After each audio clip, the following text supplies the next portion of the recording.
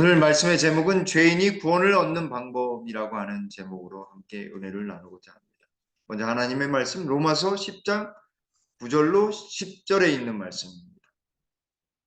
내가 만일 내 입으로 예수를 주로 시인하며 또 하나님께서 그를 죽은 자 가운데서 살리신 것을 내 마음에 믿으면 구원을 받으리라.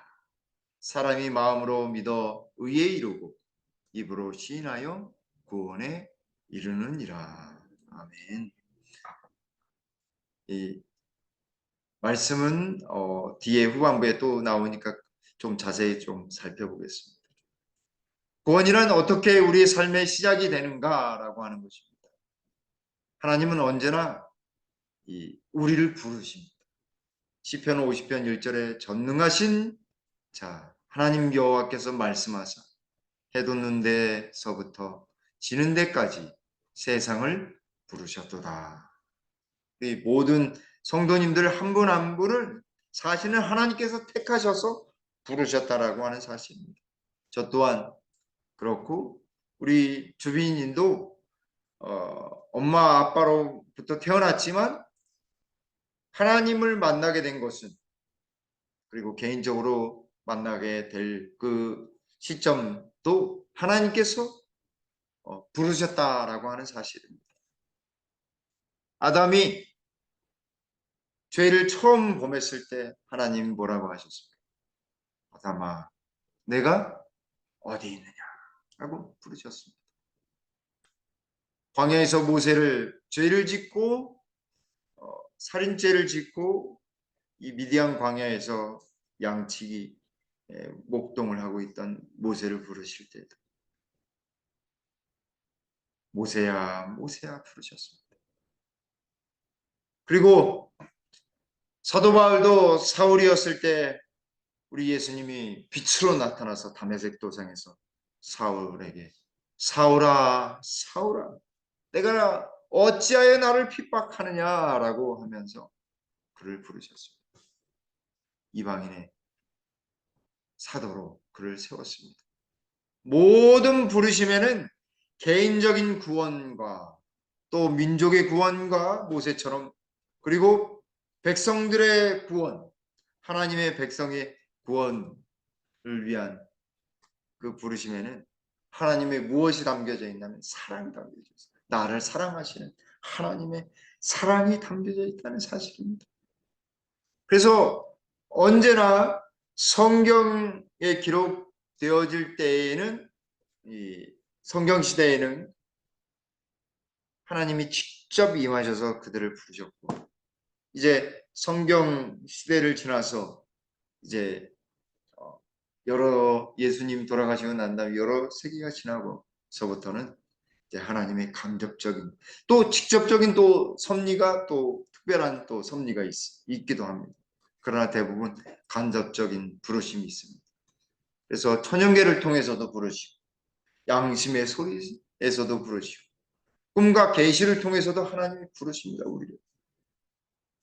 그리고 성경을 통해서도 부르시고 저는 이 대쟁투 총서를 읽다가 하나님께서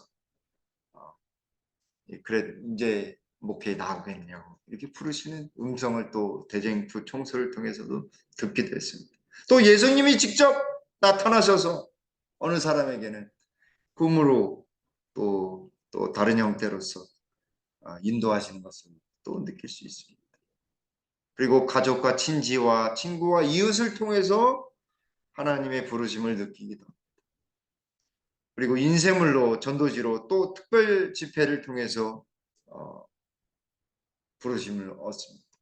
어느 한 목사님은 자기가 데모 현장에서 이 다니엘 요한계시록 전도지 큰 거 옛날에 큰 거 있었잖아요. A3보다 더 큰 그 전도지 그게 나부끼는데 이게 뭐가 나부끼나 해서 발로 팍 잡아서 봤더니 다니엘 요한계시록 전도지였던 거예요. 그걸 보고서 성경에 이런 게 있었는지 깜짝 놀라고 꼭 가야 되겠다라고 해서 가봤더니 난생 처음 듣는 다니엘 요한계시록의 이 세상 역사가 펼쳐지는 쫙 펼쳐지는 걸 듣고서 그분이 회심해서 목사님이 되셨습니다. 여기 요한복음 15장 16절에 너희가 나를 택한 것이 아니요 내가 너희를 택하여 세웠나니라고 말씀합니다. 우리는 하나님을 우리가 택한 줄 아는데 사실은요, 그것보다 더 먼저 상구의 태초부터 우리를 택하신 분이 하나님이시라는 사실입니다. 그리고 택하심 뿐만 아니라 택하심을 입은 사람들이 누려야 될 축복도 누리도록 내 이름으로 아버지께 무엇을 구하든지 다 받게 하려 하십니다. 라고 말씀하셨어요. 기도하는 택하심의 목적은 하나님 백성이 되게 하셔서 하나님의 뜻을 이루고 그 기적 같은 섭리를 체험하도록 하신 것입니다. 그러니까 우리가 기도할 때 이 특별히 요한복음 15장 16절을 붙들고서 기도하시면 아주 좋습니다. 내 이름으로 아버지께 무엇을 구하든지 다 받겠다 하셨어요. 하나님, 우리가 기도하오니 들어주시옵소서. 하나님, 그 음성 들어주십시오. 하나님 받아주실까요? 하나님 받아주시는 것입니다. 이사야 43장 1절 너무나 잘 아는 말씀이시죠. 야곱아 너를 창조하신 여호와께서 지금 말씀하시느니라. 이스라엘아 너를 지으신 이가 말씀하시느니라. 너는 두려워하지 말라. 내가 너를 구속하여 내가 너를 지명하여 불렀나니 너는 내 것이라. 내 것이라. 왜 부르셨냐면 우리를 하나님 되게 하나님의 자녀 되게 하시기 위해 당신의 백성 되게 하시고 그 세상에 대하여 두려워하지 마십시오. 사람에 대하여 두려워하지 마십시오. 왜냐하면 하나님이 우리를 구속하셨고 우리는 하나님의 백성이요 하나님의 소유이기 때문에 그렇습니다. 그렇다고 한다면 이 부르심에 하나님의 부르심에 대해서 우리는 어떻게 반응해야 되는가? 그것은 바로 믿음입니다. 하나님의 부르심에 대해서 하나님의 그 부르심에 응답하는 것이 어떤 반응이냐면 바로 믿음이라고 할 수 있습니다. 성경에는 그 부르심에 대한 반응들이 대표적으로 이렇게 보면 첫 번째는 사무엘을 볼 수 있습니다. 사무엘아 사무엘아 부르셨어요. 몇 번 부르셨어요? 3번 부르셨어요. 근데 사무엘은 어려서 엘리 제사장한테 2번 갔잖아요. 그죠? 엘리 제사장 두 번째 왔을 때 너 이거 하나님이 부르신 거니 예. 하나님 예 하라고 하나님께 순종하라고 이야기해 줍니다. 바로는 어땠습니까? 불순종하죠. 아니요 아니요 하겠습니다. 사울 왕은 예 해놓고 어때요? 뒤로 돌아서는 그 음성 다 물리치고 다윗을 계속해서 죽이려고 했습니다. 요나는 어떻습니까? 하나님 니느웨 백성들이 어땠는데요? 우리 괴롭히고 그자들은 무자비합니다. 도저히 갈 수 없습니다. 하나님 그 부르심에 하나님의 사랑의 목적이 있었기 때문에 요나가 그걸 다 깨우치지 못했습니다. 나중에는 하게 됩니다. 그 심정을 깨닫게 된 것이죠. 그러면 믿음의 내용이 무엇일까요? 무엇을 믿는 것일까? 첫 번째는 여기 히브리서 11장 6절에 믿음이 없이는 기쁘시게 못하나니 하나님께 나아가는 자는 반드시 그가 계신 것과 첫 번째 믿음은 하나님이 계신 것을 믿는 것입니다. 그분이 존재하시고 이 땅을 모든 것을 다 창조하셨다라고 하는 것을 믿는 것입니다. 그리고 또한 그가 자기를 찾는 자들에게 상 주시는 이심을 믿어야 할지. 무슨 상일까요? 무슨 상일까요? 영생. 영원한 생명을 하나님을 택한 사람으로서 예수님을 받아들이면 예수님의 의가 그에게 전가되고 영원히 살 수 있는 귀한 상급을 받는 것입니다. 그러면 믿음이란 무엇일까요? 히브리서 11장 1절로 2절에 믿음은 바라는 것들의 실상이에요. 믿음은 우리가 바라는 소망과 미래에 대해서 하나님에 대하여 바라는 모든 것들의 실상이라고 했습니다. 낱낱이 보여주는 실상. 더 정확하게는 확실이라고 할 수 있습니다. 확신. 그냥 직역을 하면 확신. 우리가 바라고 있는 뿌연, 잡히지 않는 모든 것들의 확신. 보이지 않는 것들의 증거라고 했습니다. 보이지 않는 것들을 어떻게 볼 수 있나? 믿음의 눈으로 바라보는 거죠. 그리고 2절 말씀에 선진들이, 믿음의 조상들이 이로써 증거를 얻었느니라 하고 있습니다. 그들의 삶과 그들의 증언들을 통해서 믿음이 무엇인지를 우리가 알 수 있는 것입니다. 아까 어떤 상인가? 라고 했을 때 요한복음 3장 16절에 나와 있습니다. 하나님이 세상을 이처럼 사랑하사 독생자를 주셨으니 이는 저를 믿는 자마다 멸망치 않고 영생을 얻게 하려 하십니다. 믿는 자에게는 영생이 주어지는 것입니다. 구원은 무엇을 통해서 얻는 거예요? 믿음을 통해서 얻는 것입니다. 믿는다라고 했을 땐 그 믿음은 바로 예수님을 믿는 것입니다. 여기 로마서 10장 9절로 12절에 내가 만일 내 입으로 예수를 주로 시인하며 무엇으로 시인해요? 입으로 시인합니다. 이건 고백이에요. 신앙 고백. 또 하나님께서 그를 죽은 자 가운데서 살리신 것을 우리가 믿는 것은 무엇이냐면 예수님이 주다라고 하는 것을 믿고 다시 말하면 여기 주다라고 하는 주로 시인한다라고 했을 때 이 주는요. 구약 성경에 여호와라고 하는 뜻이에요. 예수님을 하나님으로 시인하고 믿는 것이며 죽은 자 가운데서 살리시는 것. 뭘 믿는 거예요? 부활을. 믿음은 영원한 생명을 얻게 합니다. 부활을 경험하게 합니다. 왜냐하면 예수님이 먼저 부활하셨기 때문에 그것을 믿는 순간 우리에게도 어때요? 부활이 우리에게도 주어진 것입니다. 내 마음에 믿으면 그것을 믿으면 예수님이 하나님이시고 그리고 십자가로 말미암아 죽으셨다가 다시 살아나서 부활을 하신 분으로 마음에 믿으면 구원을 얻으리. 구원을 얻는 것입니다. 믿으면 구원을 얻는 것입니다. 그리하면 어떻게 되는가? 사람의 마음으로 믿어 믿음의 이름 의인이 아니라 죄인이 아니라 의인이 되는 것입니다. 입으로 시인하여 구원을 얻는 것입니다. 9절에 입으로 시인한다. 내 입으로 예수를 주로 시인한다라고 하는 말과 맨 마지막에 입으로 시인하여 구원을 얻는다라고 하는 것이 다 아구가 맞는 것입니다.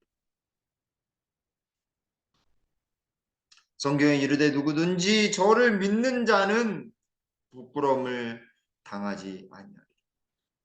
무슨 이야기냐면 하나님의 성경의 말씀에 있는 모든 약속들이 다 성취되어서 예수님이 오신 것처럼 예수님이 재림하실 때 예수님을 믿는 사람들이 그 자리에 분명히 설 것을 약속해 주시는 것입니다. 에베소서 2장 8절에 너희가 그 은혜를 인하여 믿음으로 말미암아 구원을 얻었나니 이것이 너희에게서 난 것이 아니라 하나님의 선물이라. 믿는 자에게 구원을 얻게 하시는데 그것이 너무나 값지기 때문에 우리가 값을 우리 예수님이 치르셨어요. 믿기만 하면 돼. 그런 차원에서 믿기만 하는 것이지 믿기만 하면 돼. 이렇게 하면 안 되는 것이겠죠. 그러면 믿는 자에게 갖게 되는 것이 처음 갖게 되는 것이 무엇입니까? 점점 믿음을 더욱 키우면 키울수록 죄가 얼마나 흉악하고 무서운지를 점점 더 깨닫게 됩니다. 예수님께로 더 가면 갈수록 어떨까요? 죄가 얼마나 무서운 것인지 알게 됩니다. 왜냐하면 하나님의 아들이 이 땅에 오셔가지고 죄 때문에 죽었으니까. 근데 우리는 아직도 철저하게 자각하지 못해요. 여기 믿음을 가진 사람, 여기 가지고 하나님께 나오고자 하는 자들은 자신의 죄됨을 철저히 자각하게 된다라고 했는데 아직도 멀었어요. 아직도 믿음으로 하나님께 나아가야 돼요. 한 발 한 발, 더 한 발 한 발. 그러면 그럴수록 성결한 생애, 정결한 생애, 죄가 씻어지는 하나님께 나아가는 자들의 모습을 우리가 볼 수 있는 것입니다. 그래서 베드로가 설교를 할 때에 너무 잘하다 보니까 사도행전에서 불 같은 성령을 받은 이 베드로가 용기 있게 성령이 감동돼서 사람들 앞에서 말씀을 전하니까 거기 들었던 많은 사람들이 마음에 찔려가지고 뭐라고 고백하냐면 가로되 형제들아 우리가 어찌할꼬 라고 했습니다. 어떻게 하면 되겠습니까? 그러자 베드로가 이렇게 이야기했습니다. 베드로가 가로되 너희가 회개하여 각각 예수 그리스도의 이름으로 침례를 받고 죄 사함을 얻으라. 그리하면 성령을 선물로 받으리라고 했습니다. 우리가 예수님을 믿고 예수님의 이름으로 침례를 받으면요. 무엇이 선물로 주어지냐면 성령이 선물로 주어져요. 근데 우리가 잘 못 느낍니다. 근데 이 성령의 선물은요. 매일매일 주어집니다. 매일매일 주어져요. 그래서 이 매일매일 주어지는 선물을 화인 여사는 뭐라고 표현했냐면 성령의 침례다. 많이 들어보셨을 거라고 생각이 듭니다. 성령의 침례를 매일매일 경험하는 거예요. 성령은요 선물이에요. 그러면 죄를 어떻게 처리해야 되는가? 첫 번째로 회개하는 것입니다. 완전히 돌아서는 것입니다. 죄로부터 죄를 슬퍼하는 데만 하면은 유다가 되는 것이고 가론 유다가 되는 것이고 거기로부터 떠나서 하나님께로 오는 것이야말로 진정한 회개입니다. 베드로 똑같이 슬퍼하고 후회했는데 베드로는 죄를 떠나서 예수님께로 온 사람이고 가룟 유다는 후회하다가 자신을 목매달았어요. 그래서 어떻게 됐어요? 자기의 시체가 들깨들에게 찢김을 당한 것입니다. 또한 진심으로 죄를 떠나지 아니하면 우리 생애에 진정한 변화가 있을 수 없을 것이다. 제가 이 말씀을 잘 변하지 않는 부분이 왜 그런가 했더니 여기에 답이 있더라고요. 진심으로 죄를 해서 떠나지 않았기 때문에 그런 것이다 라고 하는 것입니다. 그래서 무릎 꿇게 되었습니다. 근데요 이 회개하는 마음도요 사실 내가 하는 것처럼 느꼈는데 그런 것이 아니더라고요. 진정한 회개를 하는 것은 오직 그리스도께로부터 나오는 무엇이라고 은덕, 은혜다라고 하는 것입니다. 다시 말하면 회개도요 하나님의 선물이에요. 성령으로 계속해서 호소하시고 사시고 회개할 수 있도록 마음을 준비시켜 주시는 거죠. 회개의 마음을 구하도록 성령께서 인도해 주시고 계속 기도하도록 그렇게 믿음을 가지고 하나님께 나오는 사람 죄를 미워하고 회개하는 마음을 가질 수밖에 없어요. 그러니까 우리가 더 많이 어떻게 해야 될까요? 기도해야 하는 것입니다. 회개의 상징적인 표시가 있는데 그것은 첫 번째로 침례입니다. 그런 다음에 죄 사함의 경험, 거듭남의 경험을 해야 하는 것입니다. 하나님은요 벌써 우리를 용서하실 준비가 되어 있어요. 제가 실수를 하든 아니면 죄를 범하든 하나님은요 벌써 준비가 되어 계셔요. 근데 우리가 어떻게 인식하지 못하고 떠나지 못하고 하나님께로 회개의 기도를 드리지 못하기 때문에 해결이 안 되는 것입니다. 그러므로 우리가 언제든지 하나님께 나아갈 분명한 이유가 여기에 있는 것입니다. 그리스도께서 우리가 받아야 할 죄값을 대신 받으시고 돌아가셨기 때문에 우리가 그 사실을 인정하고 받아들임으로 죄의 문제는 해결될 것이다. 그러므로 뭘 해야 되냐면 회개해야 하는 것입니다. 우리가 너무나 잘 아는 말씀이죠. 이사야 1장 18절. 여호와께서 말씀하시되 오라 우리가 서로 변론하자. 너희 죄가 주홍 같을지라도 눈과 같이 이어질 것이요 지롱같이 붉을지라도 양털같이 되리라. 이 변론은 어디에서 하는 용어입니까? 법정에서 하는 거.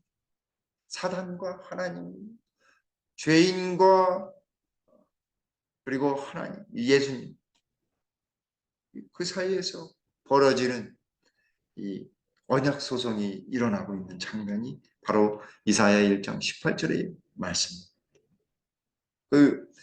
제가 광릉내 교회에서 있을 때에 12월 달에 눈이 막 내리니까요. 선교사들이 막 난리쳐요.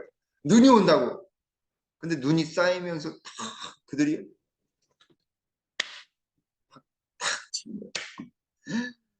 페스터 하면서 저를 부르더니 왜 그러냐고 그랬더니 자기가 이사야서에 나오는데 너희 죄가 주홍같이 붉을지라도 눈과 같이 이어진다라고 하는 말씀이 그제서야 깨닫게 됐다. 눈이 이렇게 흰지는 몰랐다고 이야기하는 거예요. 정말 그렇습니다. 요한일서 1장 9절에 만일 우리가 우리 죄를 자백하면 저는 미쁘시고 의로우사 우리 죄를 사하시며 모든 불의에서 우리를 깨끗게 하실 것이요. 우리가 회개하면 하나님은 언제든지 준비하고 계세요. 우리를 깨끗게 하실 수 있으십니다. 시편 103편 12절에 동이 서에서 먼 것 같이 우리 죄가를 우리에게서 멀리 옮기셨다. 보이지 않게 옮기셨어요. 당신의 피로 다 옮겨 놓으셨어요. 내 죄를 안개에 사라진 같이 도말하였어요. 하나님은 정말 우리를 너무 사랑하시는 것 같아요. 그래서 사실은 제가 이렇게 정리해 보니까요. 진정한 회개는요. 죄에 대해서 어떻게 해야 돼요? 예수님이 십자가에 달려 돌아가신 것처럼. 우리도 어때? 죽어요. 자아가 죽어요. 삶의 방향이 예수님께로 하늘을 향해 나가야 돼. 그것이 진정한 그리스도인의 삶인 것입니다. 우리의 삶 속에 이러한 삶의 방향이 바뀌는 예수님께로 바뀌는 그러한 일들이 일어나게 되길 간절히 바라겠습니다. 침례가 의미하는 게 첫 번째로 여기 로마서 6장 3절 5절 말씀에 첫 번째 죽음입니다. 두 번째는 장사되는 것입니다. 그렇죠? 물속에 죽게 되는 것과 장사를 치르는 것. 그리고 다시 일어나면서 부활하는 것. 그것이 다 누구를 위한 것이냐면 우리가 자아가 죽게 되면 다시 영원한 생명으로 다시 일어날진데 다 하나님의 영광을 위하여 하는 것임을 우리는 알아야 하는 것입니다. 그래서 여기 침례를 받을 때 물로 침례를 받을 때 죽음과 장사와 부활을 의미하듯이 매일 아침에 침례를 받아야 합니다. 말씀과 기도로 매일 아침 성령의 침례를 받아요. 자아가 죽고 자아가 장사가 되어야지만 새 사람, 새 경험을 하는 것입니다. 구원을 경험하는 것입니다. 그래서 고린도전서 15장 31절에 형제들아 내가 그리스도 예수 우리 주 안에서 가진 바 너희에 대한 나의 자랑을 두고 탄원하는 나는 날마다 어떻게 한다고요? 죽노라. 날마다 죽어야 되는 거죠. 저 자신뿐만 아니라 우리 모든 성도님들이 예수님 안에서 자아가 우리 개인의 자아들이 다 죽고 누가 살아 숨쉬어야 되냐면 예수 그리스도의 영이 살아 숨쉬어 나야 됩니다. 제가 지난주에 이렇게 나의 사랑하는 성경적 이렇게 다 하시는데 우리 남재왕 성도님이 고린도후서 5장 17절의 말씀을 정말 진심 어린 마음으로 이렇게 말씀하시는 걸 들을 때 얼마나 감동이 되는지. 그런즉 누구든지 그리스도 안에 있으면 새로운 무엇이라고요? 피조물이라. 이전 것은 지나갔으니 보라 새 것이 되었다. 얼마나 감사한지. 성령의 새로운 침례를 받으면 이전 것은 지나갔으니 보라 새 것이 되었어요. 새로운 피조물이 되는 것입니다. 마귀의 자식이 아닌 사탄의 자녀가 아닌 하나님의 자녀, 하나님의 백성이 되는 것입니다. 우리 모두가 새로운 피조물로 하나님의 자녀로서 성령의 침례를 날마다 경험해야 하겠습니다. 우리가 잘 알듯이 이 세례는 뿌린다라고 하는 것이고 뿌릴 세자를 써서 뿌리는 것이고 이 침례는 이 밥디스마라고 밥디조라고 하는 잠근다라고 하는 의미를 가지고 있습니다. 그 말 자체가 이 잠근다라고 하는 것입니다. 그리고 이 침례는 우리가 너무나 잘 알듯이 마태복음 28장 19절로 20절에 모든 족속으로 제자를 삼아 아버지와 아들과 성령의 이름으로 침례를 주고라고 하는 하나님의 특별히 예수님의 대사명에 담겨져 있습니다. 마가복음 16장 15절로 16절에도 또 가라사대 너희는 온 천하에 다니며 만민에게 복음을 전파하라. 믿고 침례를 받는 사람은 구원을 얻을 것이오라고 했습니다. 믿고 침례를 받으면 구원을 얻겠다. 그래서 예수님께서도 친히 요단강에서 침례를 받으셨습니다. 그리고 에디오피아 내시도 빌립에게 침례를 베풀어 달라고 했습니다. 그 즉시 내려가서 물속에서 침례를 받았습니다.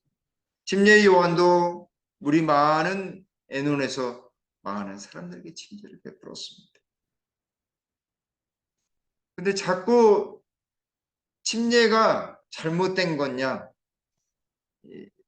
세례라고 글자 표기가 되어 있는 성경절이 대부분이니까 그렇게 되어 있는데 사실은 원어상으로는 이 세례가 침례인 것을 우리는 너무나 잘 알고 있습니다. 기독교 그리스도교 대사전에도 이렇게 되어 있습니다. 초기 기독교에 있어서 적어도 12세기경까지 세례는 침례가 보통이었다. 그의 머리에 물을 적시거나 물을 뿌리는 두 가지의 방법으로 발전했다. 그 이후로는 병자와 유아를 침수시키기 어렵다는 데서였다. 물에 빠지게 하는 것이 환자나 나이 어린 아이들을 이렇게 물에 잠그는 것이 어렵기 때문에 물을 뿌렸는데 그거는 성서적이지 않다라고 하는 사실입니다. 물론 저희 교회에서도 정말 이게 환자분들 같은 경우에는 피치 못하게 침대에다가 이렇게 비닐을 깔아놓고 완전히 물에 축축하게 적시도록 수건을 이렇게 해서 그 위에 물을 뿌려서 적셔서 침례를 주기도 합니다. 그런 특수한 경우를 제외하고는 물을 뿌리지 않습니다. 더군다나 역사적으로도 이 십자군 전쟁 때 나가는 사람들을 다 하나님의 이름으로 나가니까 그들이 하나님을 믿든 안 믿든 그냥 세례를 그냥 막 주는 것입니다. 빨리 주려고 이 사람들을 병사들한테 주는 것입니다. 거기서도 유래를 찾아볼 수 있습니다. 이러한 침례의 유형들은 이 생물학적으로 창조 패턴이 담겨져 있습니다. 마치 사람과 동물이 어머니의 양수 속에서 태어나듯이 지구가 어떻게 되었습니까? 하나님의 성령이 수면에 운행해서 물과 성령. 노아 홍수 때에도 어땠습니까? 물로 잠겨서 하나님의 성령. 그래서 지구가 물로 말미암아 구원을 얻도록 물로부터 구원을 얻도록 하나님이 섭리를 하신 것입니다. 또 홍해 사건을 통해서 이스라엘 백성 전체가 다 침례받는 그래서 사도 바울이 정말 얼마나 성경적인 주석가인지 고린도전서 10장 2절에 우리 조상들이 바다에서 무엇을 받았다라고 했냐면 침례를 받았다고 해서 홍해 사건을 침례라고 이야기하고 있습니다.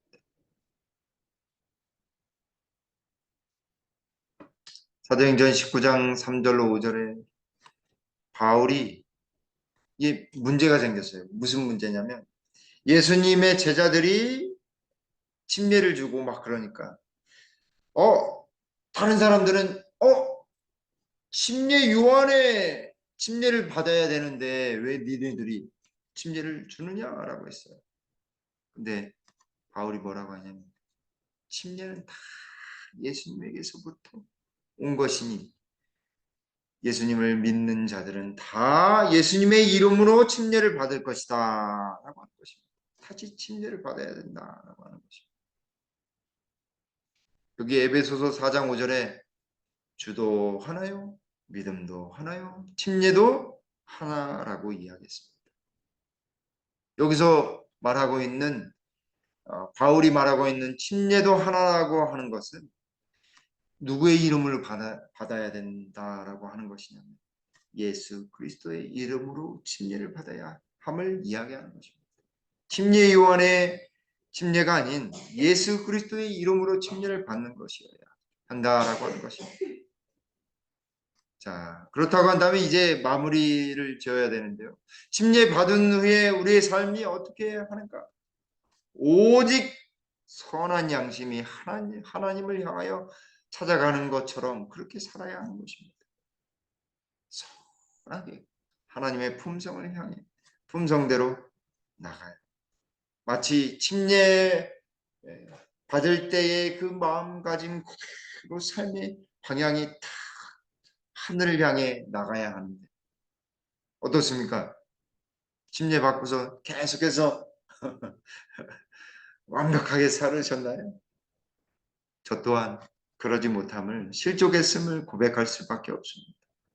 그러니 누가 필요해요? 그러니 누가 필요해요? 예수님이 필요한 것입니다.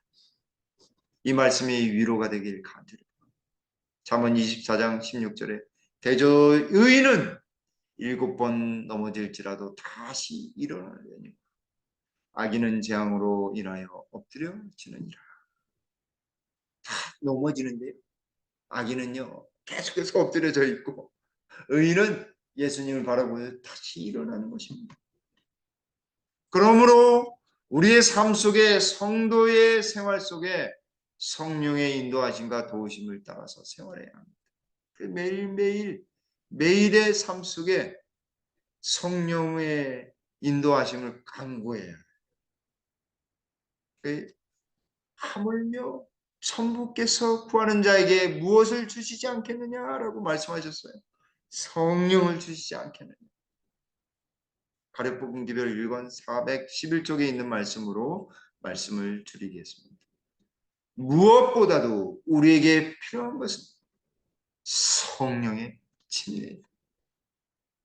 내일 아침 성령의 침례를 받느냐 그렇지 않느냐에 따라서 오늘 하루의 삶이 승리할 수 있는가 빛의 임재 안에 있게 될 것인가 그렇지 않은 것인가 거기에서 결정이 나는 것입니다. 하루에 주어진 온전한 삶 그 삶을 성령의 침례로 말미암아 예수님의 온전한 빛 속에 거하는 우리 모든 성도님들 되시길 간절히 바라면서 말씀을 드리겠습니다.